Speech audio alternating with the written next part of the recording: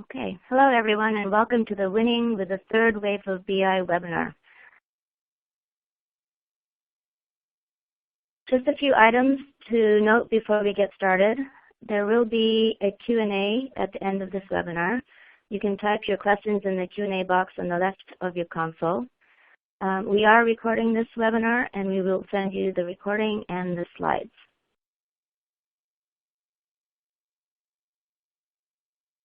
Now I'd like to introduce Frank Bien, Looker CEO and the moderator for today's webinar. Frank, on to you.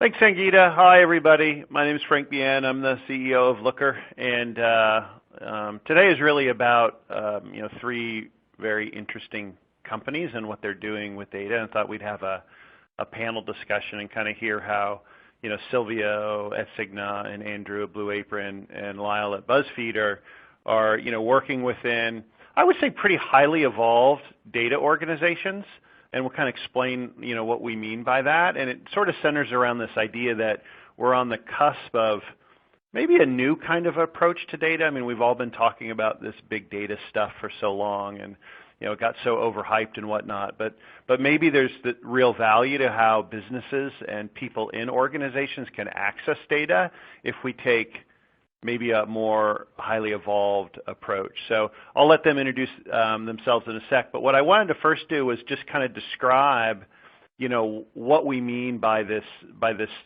third wave of data and what Looker's doing. So our vision as a company is to be not just another visualization tool or not just another charting library, but really to be a modern data platform, to be a platform that does a lot of components that organizations need to expose, I would say a governed and curated view of data to their users, but to do this not like for the old world of data infrastructure, to do this for the new world of data infrastructure. So think, very large data lake kinds of things, or people using cloud warehouses like Amazon Redshift or Google BigQuery or Snowflake or technologies like that. So built for, to be a platform in a new data world, but then ultimately not just to be like another thing that, the data team uses, to really finally deliver on the promise that we've all been talking to people about and all been promising our users, like, hey, we can actually start to shift the culture in our organization and allow our company to really drive informed decisions off of data, not as one-off exercises, but as something more fundamentally ingrained in how we operate. And the reason I think we can do that now is not just Looker. I mean, there's so many bigger factors going on in technology, and I think Looker is riding the wave, and we're one of the companies riding the wave. So if you think about the evolution of analytics and BI, you can't really consider that without thinking about the infrastructure underneath and what's been happening over the last, say, 7 to 10 years. And, we had a first wave of analytic tools that were big stacks. It was the era, this is probably, kind of coming to an end a little bit. It's, say 5 or 7 years ago, but we had big monolithic stacks. It was really sophisticated tools like business objects and MicroStrategy, and we had ETL systems underneath like Informatica, and those were all running and evolving, on the premise that the infrastructure was really expensive and by today's standard, maybe relatively slow. We didn't want to spend a huge amount on, say, database CPU licenses, and the database itself was oriented towards doing transactions as opposed to analytics. Like, it was completely oriented towards updating individual rows and being a transaction system. And because of that system, had to do a lot of things. It had to evolve around that underlying limitation. And the underlying limitation was, okay, I can't ask the database the big questions. I have to extract data into other things, into silos and cubes and data engines and stuff like that. And that was a pretty sophisticated process, and you might bring in, a big consulting company back then to help you define your business models and your ETL flows and your business logic. And ultimately, the problem there was that if anyone wanted to change anything, it could take months. I mean, they became fairly, formalized systems that were hard to change. And so, say, 5 or 7 years ago, we really, kind of blew up that stack And I'd say that's largely where we are today. We're in the second wave of analytic tools. So we said that first stack was too rigid, but it did give us 100% accurate views of what we wanted. Like if we wanted to close the quarter or do tax or do those kind of real sophisticated processes, I knew with 100% accuracy that the answer I was getting was correct. But it was slow. So what we did was we blew it up, right? And we created lots of tools that are oriented towards the idea of departmental or business self-service, and we had tools for people who had data in a department that was too big for Excel, and they would visualize it and put it into some kind of a data engine or cube and use a graphing library on top, and that was cool. And then we realized, well, then we couldn't agree to what the metrics were, so we put governance tools on top, and we started to do a lot of things like data prep and data wrangling, and we started to do all kinds of things to deal with the limitations that the second wave was not a full stack. It was lots of pieces. And I would argue, as technology vendors, we've created a little bit of a mess for you all as customers, because those tools in the middle don't fit together particularly well. Like the tools that I do to prepare my data are different than the tools that I use to visualize my data. And then even when I do that and I do it well, I'm still operating on kind of silos, right? I'm still fundamentally building around this evolutionary limitation that the database underneath was kind of slow, so I had to fundamentally work in silos. And I think we're on the verge of something new, and we're on the verge of something new largely because this data infrastructure revolution occurred. Probably a lot less to do with Looker, but a lot more to do with this whole hype of big data. And what that did was that allowed the database vendors and the infrastructure vendors to create things that could operate at a scale that was unheard of. I mean, this was like Facebook and Google scale kind of stuff. And you take that kind of scale and you put it into the average company, or even a huge company like Cigna, it's still relatively small compared to what they were doing, and you can do super interesting things. So Looker's vision was to sort of evolve this platform and take a lot of the components that were in this first and second wave, but rebuild it in a platform that worked in this new world and took different approaches. And the idea was not just to provide, a BI tool on top. It was also to provide new ways that you might explore that data. So expose everything that I had in these giant data lakes through API services, or create applications around them, or really start to work the way that people work.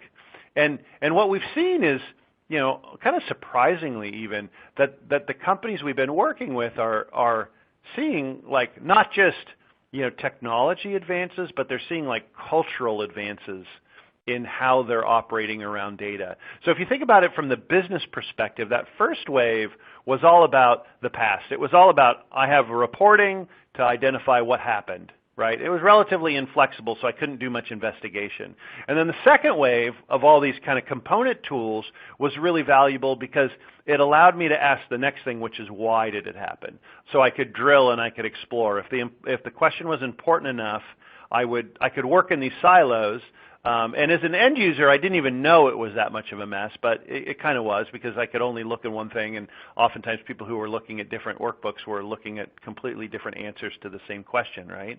And I think what the future is about is once you solve that basic need of reliable, clean data at scale, you can start to make data be part of how people work. There's this transformational shift where analytics and action and automation all combine together around like a single source of truth, a common vocabulary, and people can operate at a new scale. And in some ways we joke around here and we say it's like the Matrix, if you remember the old movie The Matrix, and they talk about the red pill and the blue pill, and take the blue pill and you stay in the Matrix, and you think that what you're seeing is clean, and you think that what you're seeing is what you want, and that's kind of the second wave, right? This idea that I have a clean view to my users, but they really don't know that they're living in this kind of artificial world where I can't go very deep and I'm not seeing the truth. And then once you take the red pill, you're in this third wave. You're seeing everything. You have this high fidelity, and granted, it's a bit messier, right? right? And there's a little bit more work to be had to humanize this data and to curate an experience for your users, but ultimately what they have access to is the truth.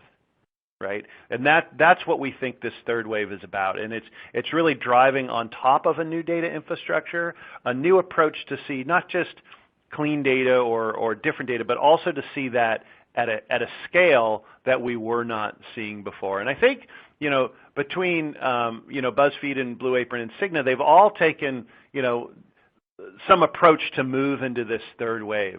And I wanted to introduce the three panelists, to have them introduce themselves. And I think what Sylvia is doing from a data infrastructure perspective and building this thing underneath is really interesting, especially if you think of the scale of Cigna. And what Andrew's doing around Blue Apron and how they've integrated data into every element of their business. And then Lyle at BuzzFeed, where they created a company around data. If you think about what BuzzFeed does and how they identify interesting content, I mean the company was created around this idea. So anyway, I thought what I'd do now is turn it over to the panelists and let them introduce themselves and what they do in their organizations, and then we'll kind of do a moderated panel. So Silvio, why don't you go first? Sure. Thanks for the intro, Frank. I'm Silvio. I head up the technical strategy around big data platforms and insights-driven data platforms at Cigna. My main driver is to enable the humanization of our data, allowing us as a company to move from providing and thinking of healthcare from a sick care into a healthcare perspective, looking more for proactive wellness programs and really being more of a trusted partner in terms of health than just a secondary insurance company. So I'll hand it over back to Frank. Awesome. Thanks, Silvio. Andrew? Yeah, hi. Andrew Hogue. I'm the head of the engineering team here at Blue Apron. My background is also in kind of data. Worked at Google, worked at Foursquare, kind of worked on search and those kinds of things. Here at Blue Apron, 90% of what we do is kind of the below the water part of the iceberg. People kind of see, the nice box of food that we ship, and that we try to make it look really simple. But behind the scenes, there are dozens of teams, everyone from operations to food safety to purchasing and supply chain to culinary that use data to kind of drive all the decisions that they make, and almost to coordinate, I would say, bringing together decisions that drive revenue or drive customer happiness or drive environmental impact. So being able to kind of have one source that they can all kind of speak a common language has been huge for us and really kind of helps drive the business. Thanks. Thanks, Andrew. Lyle? Hi, thanks, Frank. I'm Lyle Smith, and I'm a senior data scientist here at BuzzFeed. I lead up the content data science team, and what that means is I lead the team that works with content creators. So at BuzzFeed, we publish to, over 15 different platforms. So content creation can span anything from making a meme to creating a production level video. So we work with those teams to try and help them use data in the best way possible and really continue to work with them. I think I started my career working in media, and it's not always an industry that is synonymous with data. And I think that BuzzFeed really was founded in trying to buck that trend, and everyone here is very serious about understanding how their content's performing and how their audience is engaging with what they're producing. And so it's really at the core of everything we do. Well, was that how you started, or did you guys come to that later, or why is data so important at BuzzFeed? Sure. I think I can't speak as well as probably Jonah to how the company really started. It was founded in 2006, and the idea behind it was trying to figure out what went viral on the internet. And if you think about the internet back then, that could have been an email thread that everyone sent to their moms, and hundreds of replies to this email thread. So it was really trying to understand this consumption from the beginning, what makes people share, what makes people, how do we connect with our audience. And I think it's been, from the beginning, we've been kind of obsessed with measuring that ability to connect. So I was actually working on a presentation, and we have had dashboards that showed breakdowns of traffic for individual posts for 5 or 6 years at this point, where content creators across the company aren't only seeing how many page views their posts are getting, but they're seeing where are those page views coming from, how many people are sharing it. They're understanding all of these different metrics. So it's been at our core since the beginning of the company, but I think also we've continually prioritized creating tools and experiences where data is in front of people. So it's something that we talk a lot about, but we also put forth in the way that we prioritize what we work on. Yeah, Andrew, how about you guys? Because, I've worked a little bit with Blue Apron over the years as you guys have been a customer, and it's interesting how deeply data is ingrained in so many departments and things like that. Was that something that it was always that way, or did you guys come to that because it was a requirement, or how did you come to that culturally? Yeah, I think it was something that evolved over time, and I'll kind of take a similar tack to Lyle. That I wasn't here for the founding, but I kind of know the received history. It was always a very operationally driven company. We like to say that it was founded on spreadsheets and whiteboards and Post-it notes. Our original kitchen prep was just a big whiteboard with a grid that had lists of ingredients and counts that needed to be prepped. And then if somebody walked by and accidentally leaned on it, you'd lose the whole day's worth of data. So that was kind of where we started. And I think over time that evolved into spreadsheets and starting to keep a little bit more of a formal tab on things, but those quickly break down, and there's no really good version control or anything else. So being able to actually have a canonical set of data quickly became something that we needed as we scaled. The company's founders are also very data-driven. Matt comes from a private equity and investing background. He really wants to know, how the trains are running on time, and down to kind of the details of how each team is working with each other. So being able to see all of those things in one place was I think important, within the first year or so of the company. And then as we evolved and we had more and more data and more and more coordination, it became natural to kind of start building on platforms like BigQuery and Looker that would give us a canonical schema and to be able to talk about the same types of metrics and the same types of data, regardless of what team you're on. Great. And Sylvia, I think, when I think of healthcare, I think of, one of the industries that probably has one of the highest potentials with data, this idea of like kind of how you describe it, healthcare versus sick care. And, you look at like patient outcome analysis and improving outcomes and things like that, and you're really like, wow, data could be powerful. I mean, how do you think the infrastructure plays into this now that, you guys must be collecting, lots of information from lots of systems that before never even communicated with each other. I mean, how would you kind of describe what you're trying to do there? Yeah, I think that there's two facets to the problem that we face, not just at Cigna, but a lot of these larger companies who have been around for many decades.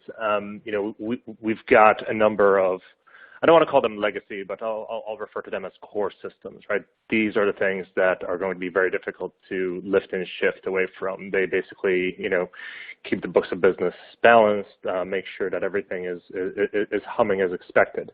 And then you've got all the newer systems that pull in all this additional data, which maybe 10 to 12 years ago one would not think as being beneficial, but now is key to really creating a full view of a customer, which is needed.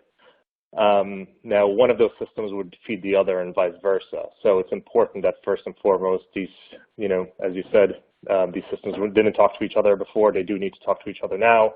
The drivers that make them talk to each other are driven by a number of different factors. But one thing that's universal is that those who need to consume the data to make data-driven recommendations really need to have trust in the data. And sometimes, as you've mentioned, data doesn't really line up from one system to another for a variety of reasons. Maybe it's just the timing that they get updated, or the way that the semantics are represented in the data. So sometimes you do need the ability to, quote unquote, double click down into a metric and see what the lineage of that data is, so that maybe not the executive, but somebody on their team could really provide the context to the figures. So you may not be able to unify all the data per se, but you do need to be able to access it in an on-demand fashion. So I'm not sure if that really addresses the question, Frank, but it really kind of, I think, talks to some of the evolutionary challenges we have, not just and I think other large companies I've worked at. I think we talk to a lot of companies that say the same thing, and on one hand, we really push towards the idea of self-service, and we hear a lot of, we want our business users to be self-service on data. But on the same time, like this data that you're talking about, how it's integrated in the lineage is really complex. And I know you use the word humanized data, and we talk a lot about data people curating an experience as opposed to like giving specific answers. But is this all like just the need for governance, or like how do we balance this self-service versus governance or reliable metrics and getting people to rely on things? Yeah, it's actually a good point, because sometimes you depending on who your audience is, you may want to try to curate the data that's provided to them, because sometimes too much data taken out of context might be misleading, right? So it does need curation, but for good, strong curation, there has to be a strong governance process. Whether it's governed or ungoverned, at the very least, that's known, right? It's the curator needs to have knowledge of the sources of the data and the lineage of the data, so that they could present it in the appropriate context, whether it's delivering it in verbally or making a dashboard or various reports available to executives. So when I say humanizing the data, it's knowing what the lineage is, who's kind of authorized this. Is this just raw data that's landed, or has it kind of gone through the queue of cleaning and normalization, and now is kind of mature and ready to be integrated with the financial data, so to say. So there's also the workflow aspect of it, right? And being able to know exactly, is this the raw data, or is it the information? Is it the data that's actually been through the process and been enhanced, curated, cleaned, so that it's actually viable information that decisions can be made out of or based on. Right. So as maybe Lyle, like as you think about, now people have access to this data, like what do they do with it? Like how do you think you foster, experimentation and iteration? Do you have any examples of stuff like that at BuzzFeed? Sure. So I think the feedback loop here is something that we talk a lot about, and that's, again, one of the things that is much older than my time here. But what it really is there's just a huge culture of experimentation. So as content creators, you might be making something with the hope that it will share really well. And as you're doing that, you're then looking at shares to be able to see, is this doing what I expected it to do? Is it getting the amount of viral traffic I expected it to get? And it is a complicated process to say what is the metric that we want to have people drive towards, and I think it's a continuing, evolving conversation, especially as platforms change and consumption behaviors change, and maybe people aren't sharing the same way. They're like adding people in comments now in a different way, and so I think what we're moving towards and what we're experimenting to try and understand is continually changing, but it is something that like company-wide people focus on. So, there are teams of people who just try and think about like what would a man want to share? Like, how do we think about how males share? And so then they are able to look and see how many males shared that content to be able to understand if that's working. So it really, it starts with like very clear goals of what people want to achieve, and all of the goals for our content creators are very closely tied to metrics, because those ones we find are the easiest to actually measure success against. And like everyone here is constantly adapting and tweaking little things to try and make the next big, format or the next big brand. And really just continually getting feedback from our audience. So we talk a little bit about this idea of vanity metrics versus like real metrics. Like we have the ability to put metrics and dashboards in front of everybody, and a lot of times they're almost trivia for the data people more than useful stuff to the business. I mean, how do you guys go about identifying the metrics that make the most sense? So it's a complicated question. We, for a long time, have focused on a metric that we call social lift. So I work mainly with the post-creation team. I don't work as closely with video. My whole team does work with video, but this is a specific example of content creators that create content for BuzzFeed.com. So when we started, there was a goal of trying to create content that people wanted to share and that had this virality to it. And being able to measure that virality is something that is pretty difficult. So we came up with a metric called social lift, which is really looking at the ratio of what we call viral traffic, or traffic that is referred from sources outside of our own platform. So if something has the referral source of Facebook or Twitter or Reddit, that is considered viral traffic. Someone discovered it outside of our own controlled distribution platform. And so we have this lift metric, which is really looking at the ratio of how much did people share this versus how much we seeded ourselves. That has been a metric that has helped to focus content creators towards this idea of creating shareable content. But I think to answer your question about how do you discern the difference between like a vanity metric and a deeper real metric, it's incredibly difficult, and it's something that we think a lot about. Lift has been really powerful because it represents this idea of quantifying the shareability of a piece of content, and that is used in conjunction with looking at overall page views to measure success. So these two metrics are kind of balanced against one another to say one's really focused on engagement and one's really focused on scale. But adding other metrics into that mix is very difficult, and it took a lot of work to figure out that those two metrics really worked for people. We talked about using different metrics, and content creators actually reacted strongly to the idea of having like two big numbers to think about. Like having a traffic number and a ratio worked well for them in that they could think about both differently and try and focus on growing both of them.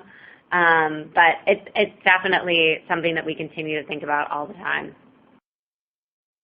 Yeah, it's kind of weird. I mean, we're a software company and we're dealing in technology, but we end up talking about culture a lot lately. Which is that? I mean, Andrew, is that? I mean, you guys use data in just about every group. I mean, is the trick here a technology problem, or is it a people culture thing that you have to promote? Is curiosity the one thing that you need, or how would you describe how culturally you've looked at this problem? Yeah, I think it's a little bit of both, right? I mean, I think it is, you have to develop a culture where data is the kind of lifeblood of the company and where people rely on data more than intuition. But then, in order to make that happen, you need to have, a robust data infrastructure as well. One of the big problems that we tackled the last year or so has been consolidating the definitions of key business metrics so that everyone is looking at the same metric. So everyone that talks about an active subscriber uses the same definition of an active subscriber. Everyone that talks about lifetime value, or revenue metrics, treats credits and promotions and other things like that in the same way, and they don't have different definitions. And I think early on in the company's history, it was fine to let 1,000 flowers bloom and to have everybody kind of working independently because we didn't know what was going to work at that point. And so having the marketing team have one approach versus the operations team have a different approach was okay at that point. But once the company matured and we knew that we had a successful product, and now the key was growing that product and really focusing, it was important to start consolidating those definitions. And so that was kind of our consolidation phase, which I would say, still in the midst of right now. Is kind of getting everyone to tackle the same things. And once you have the same definitions for everything, then the cultural thing becomes a lot easier because everyone is speaking the same language, which is kind of what that culture is built on top of. No, that's interesting. Yeah, I kind of want to oh, go ahead, Silvio. I was just going to agree with Andrew and Lyle in terms of, as a company becomes more data-driven, the key metrics, or we refer to them as like key business values, really become those driving factors which help steer the engineering teams into building insights into key views of data versus, random ad hoc query of the day type metrics. It does take a while to, cycle through that, but from my perspective, having so much data and being able to kind of try to normalize it all or normalize the access of it, having those key business drivers has been key for me and the technology team to put forth the quote-unquote views that are needed for those data-driven decisions. Yeah, we see this thing where organizations you deploy spreadsheets and workbooks to answer specific problems, and then anyone who's looking at the first one is really happy, right? They see what they see, and then everybody has some version of that truth, and then there's like this Tower of Babel, and people suddenly can't agree, and they realize what they're seeing may not be the truth, and then people kind of give up or something. It becomes a cultural issue, not a technology issue. Like the curiosity goes away, they kind of give up or something. I mean, did you see that at all, Andrew? Or, is that, I guess it's kind of what you're describing, yeah?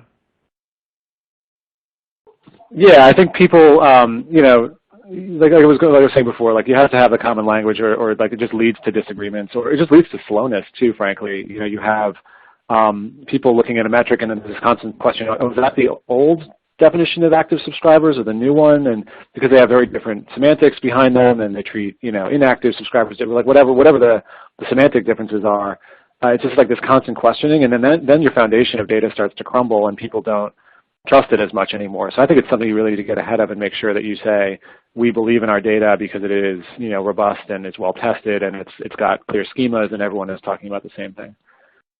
Right. So the data team almost, becomes this, Sylvia, you use the word humanizers, right? I mean, is that the role of the data team to answer the specific questions, or just to provide this place that people could, be using the same vocabulary? It seems like people are moving more to this curation approach versus I'm just going to answer all of the specific questions. Is that sort of the goal here? No, yeah, it's to enable self-service. We don't want the data teams to be able to be. We don't want the data teams to be the bottleneck. It just slows things down. We want them to make sure that they provide the right accessibility to the right data that's needed, and let the questioners, business users, whomever it is, go through and do as much self-service as they can. Sometimes they have questions about what are the semantics of this field or that field, or can you tell me a little bit more about that? But that's typically handled in lunch and learns or open Q&A sessions. But we don't want to create a ticket queue that says, hey, I have this question, and then you got to wait some time, whether it's minutes, hours, or days, to get the answer for it. Rather, kind of let the key questioners access data, answer their own questions, and then provide support as needed. Great. Hey, and just a housekeeping note, there is a Q&A button down at the bottom. If anyone has any questions, you can type them into the Q&A screen, and we'll kind of switch over to Q&A in like 5 minutes and present any questions that are answered as we go through this.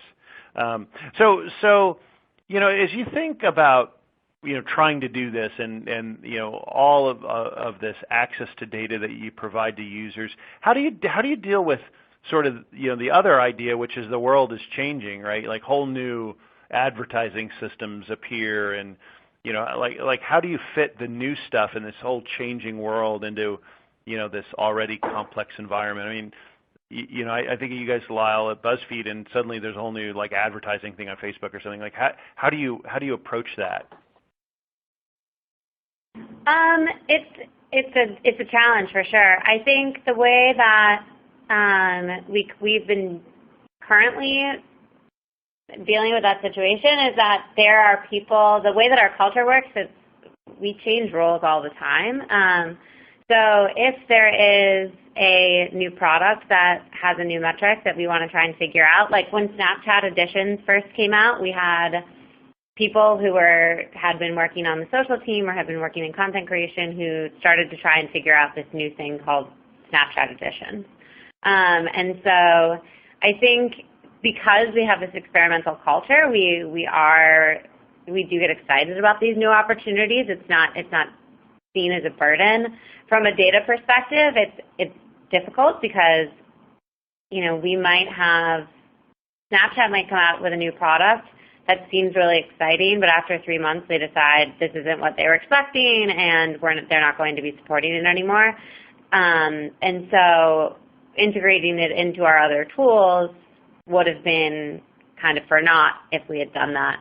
So especially with new metrics, we really rely on working with whatever that other platform is to be able to make sure that our content creators still have the feedback loops that they're used to, and having that open dialogue to say, okay, like we're going to work to test out this new, I'm making up a Snapchat product, but it could be we're testing out a new type of advertising on our site, and we want to make sure that people have the right tracking on those products to be able to see what's happening and what's working and what's not working.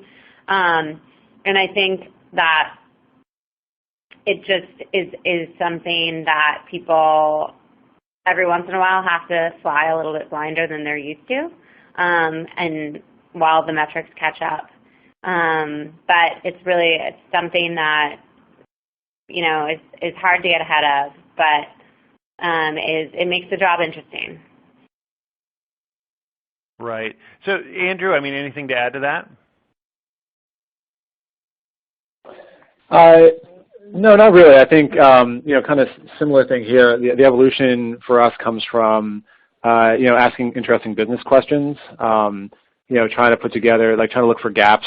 We have our team is organized, kind of in a stack from data infrastructure, which kind of builds, make sure to keep Looker running, BigQuery, Airflow, to data operations, which is really doing all that schema work, and then to a set of analysts that own the kind of business insights and the team dynamics and experiments and operations, kind of like support.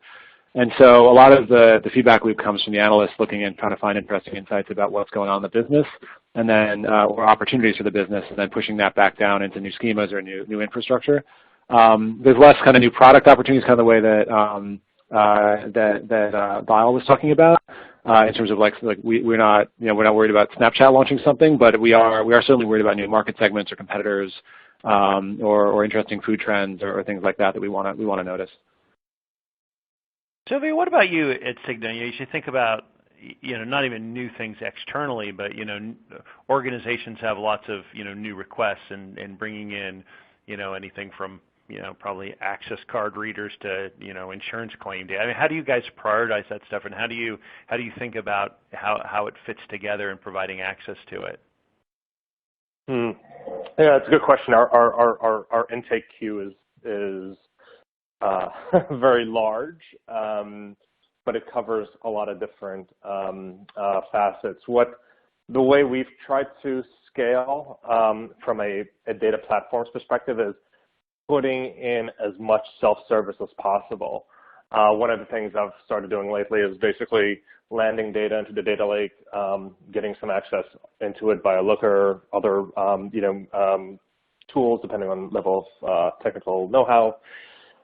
Letting them know that, look, this is ungoverned, this is raw, this just landed, but at least you can start making some sense into this data immediately before we process and decorate and govern it,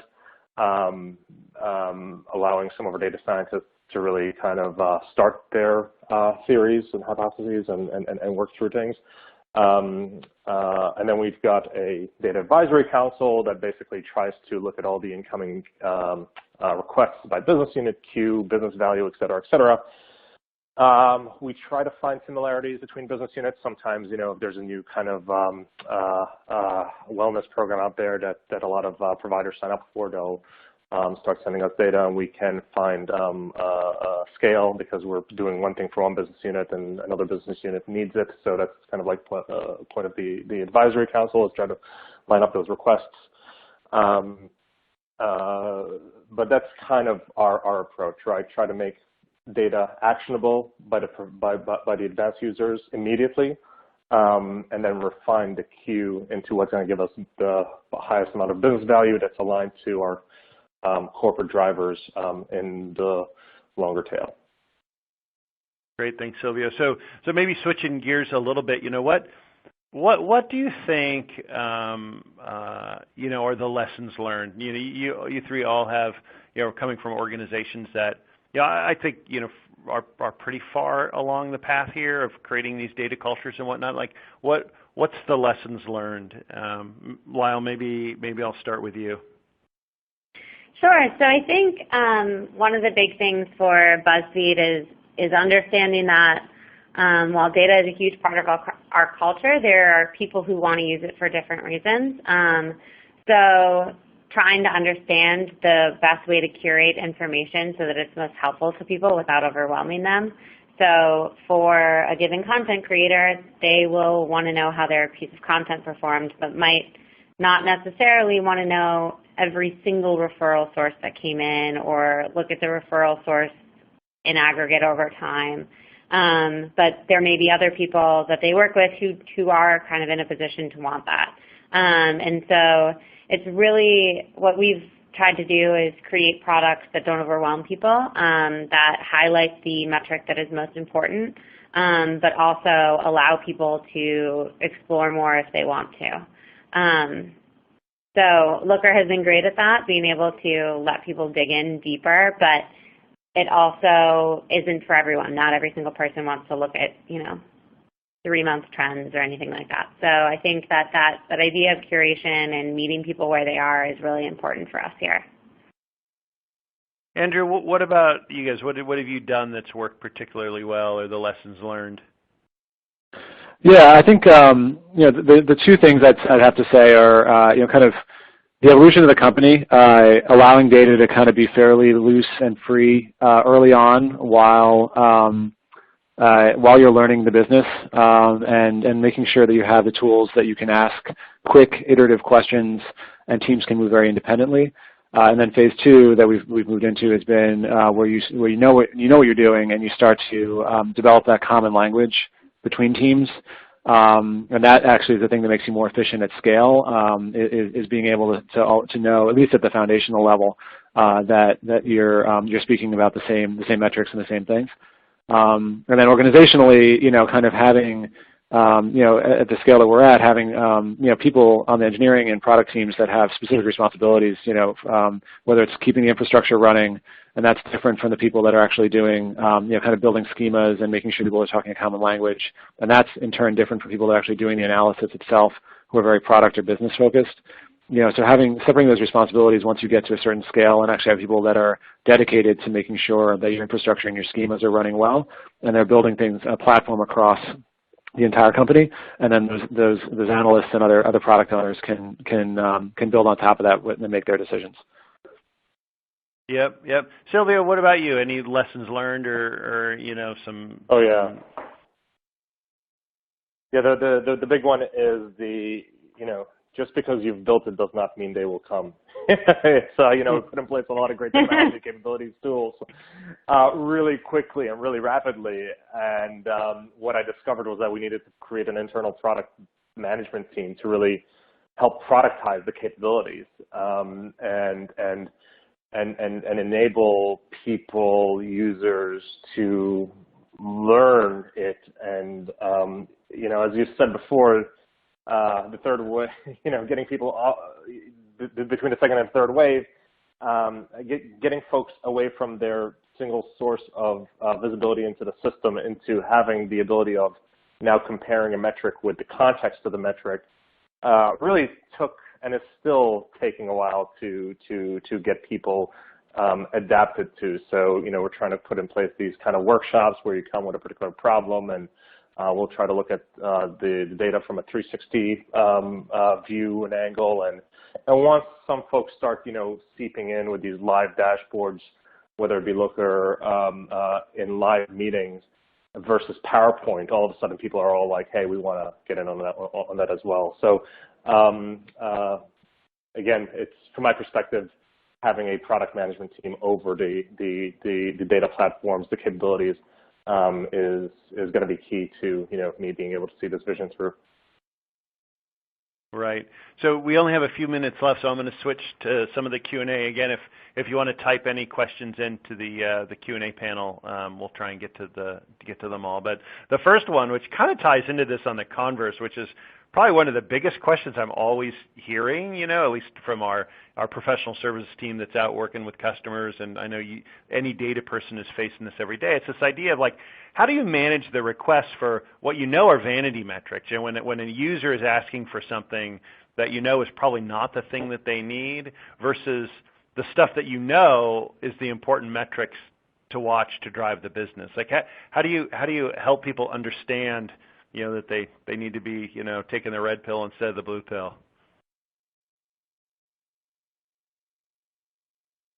So I could Lyle, take a first stab at it. Okay. Sure. I typically try to ask them more questions about their question. I figure a question that leads to more questions is probably got a successful answer. So I try to lead it through run-on questions, so to say. Yeah, another trick that kind of comes from being, building engineering and products that are not, kind of for customers or for stakeholders, is to ask them what their problem is and not what their solution is. People often come to you with solutions, right? They think they already know the answer. But if you say, hey, let's just take a step back and let's talk about what the problem you're actually trying to solve here is, oftentimes you'll find that there's a common thread with other work that you're doing, or there's a better solution, and they didn't have the whole picture, or you'll find that you don't actually understand the problem from your perspective well, and that they actually, you learn something about what they need to get done. Yeah. Lyle, as a data scientist, you must hear this all the time. This is, especially being the content data science team, we get a lot of questions that probably aren't super actionable if we were to provide information to the person asking the question. And I think, in terms of how we manage our work, if it's something that wouldn't change the way that someone's going to be working if they had the information, we generally don't spend a lot of time answering it. But that being said, we have built a lot of tools we've built a lot of those capabilities with Looker, so that instead of me pulling someone's top post, they can just access that themselves. So we're not saying don't look at vanity metrics if you want to, because it's their information, but we're not spending our own time on it. And I think to your point, it's really about, especially Sylvia was just saying this, about understanding what are the questions that they're trying to ask. We get a lot of our most interesting research projects from trying different hypotheses that content creators or curators have across the company. They might think that they're seeing, a shift in something, or a shift in our behavior, or an opportunity. And so we want people to come with good questions, but there is a culture of, okay, this is a great question, let's sit down and talk about it. And, people don't always know to frame them, to give the full context of why they're thinking about this. They might say, I want this data point, because they think that data point is the answer to their question, when really there are 17 different ways we should be looking at that question, and none of them include that data point. So we try to make it more of a collaborative relationship. Yep. Another core question here. How do you get anyone in your company to trust the data that you're showing? It's this whole idea of lineage and trust, I suppose, but this is this is one of the big ones we hear all the time. Lineage is key for us. And familiarity with the system. So obviously, if you're going to get the data into the lake, right? People understand that this is raw, and the data is only as good as the upstream source, or the downstream source rather, whoever that may be, whether it's a partner or another internal system. If the data makes its way into our warehouse, then obviously there's a certain level of trust there because they know the process by which data gets certified to make it in there. So in some cases, just knowing the source of the data gives you a certain amount of trust. In other cases, when it comes to getting analytics to run on data quickly in terms of the data becoming available, it's understanding the lineage and having a threshold on integration, so to say, right? Because you might get data from a third party, it might not yet be integrated with our master data set. So you may have to do your own kind of like data gymnastics to integrate it, and then it's only going to be as good as the gymnast, so to say. So it's just visibility into the lineage and the quote-unquote governance process. Lyle or Andrew, anything to add to that one? Yeah, I think that especially, things go wrong, data is wrong sometimes, especially when we're integrating all of these other platforms. And it's really just over-communicating for us. Sometimes our data is wrong, and when that happens, we make sure to communicate that to the team so that when it's right but looks odd, their first instinct isn't to question the data validity. It's more to try and see if there's some phenomenon that has changed or some paradigm that's shifted. But it's definitely difficult. And there have been times when, there was a change in the way that data was coming to us through, the YouTube API or something. They deprecated a field, and content creators would see that something had gone wrong before we were able to say, like, okay, this is a known issue. So it's building that trust is a ongoing discussion, but really we try and focus on just like over communicating and making sure that when there are those issues that are bound to happen, that people understand their full impact and what they should be seeing.